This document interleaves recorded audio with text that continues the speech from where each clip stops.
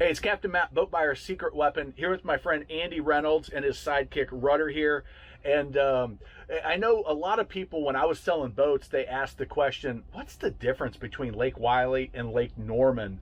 Andy's been a lifelong Lake Wylie resident and has been in the area. So how do you see the difference when it comes to buying a place on the water, the difference between Lake Wylie, Lake Norman? Great question, Matt. So I get the question asked a lot as well. Yeah. So what I find, both are excellent lakes, okay? So what I find is Lake Wylie is a little bit more reserved than Lake Norman, okay? People have money on Lake Wylie. They just more reserved and don't flash it and flaunt it. Where Lake Norman's more keeping up with the Joneses. The bigger the house, the nicer the cars, the bigger the boats. Number two is, we're about the same lengthwise from end to end. But Lake Norman's a lot wider. Yeah. You got about 660 some miles of shoreline versus Lake Wylie being 327. So there's a lot more coves that run off of Lake Norman. And therefore the wind gets up more up there. So if you're big into sailboating, you may go to Lake Norman. Yeah.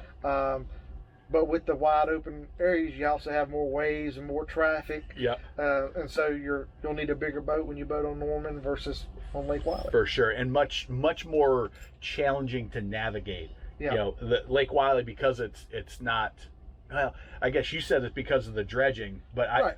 They've got channel markers. You can end up in the rocks real quick on Lake Norman if you aren't paying attention, if you aren't familiar with it. Correct. Yeah, they dredged Lake Wylie. They didn't dredge Lake Norman.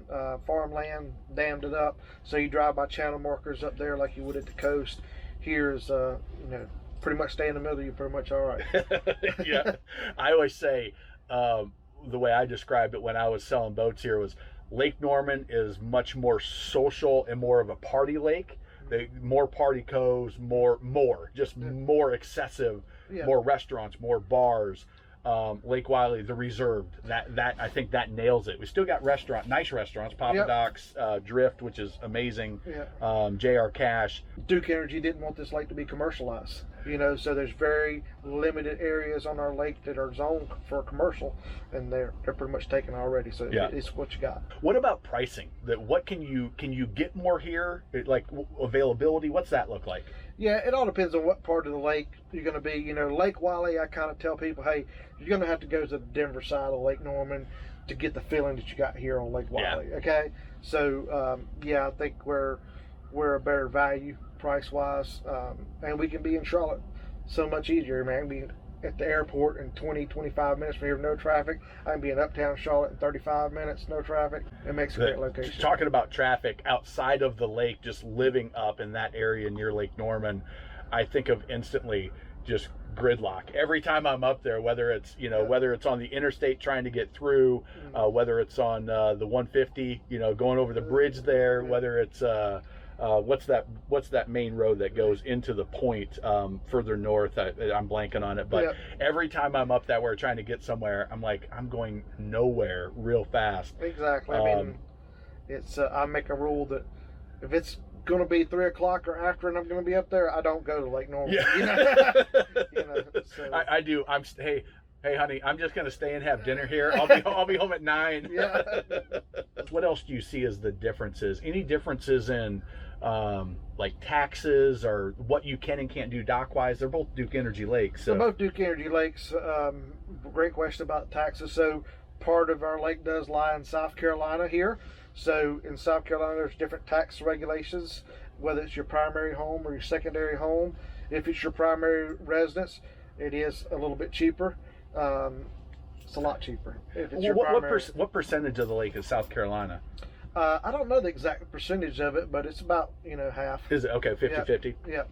And so that's another thing. If you like to fish, you better have a fishing license for both states. Okay. Yeah. They don't reciprocate. Yeah. So you may think you're on the South Carolina side, but that line goes right down the middle, and you might be in North Carolina. It's funny. I say on Lake Wylie, there's a lot of people enforcing different rules here. You got the states, you got the county, you're federal because you're a state line. Yeah. Like you got all those different groups here that are involved. Mecklenburg, Gaston, York County, North Carolina Wildlife, South Carolina Wildlife. Yeah, Coast Guard can be here. Yeah.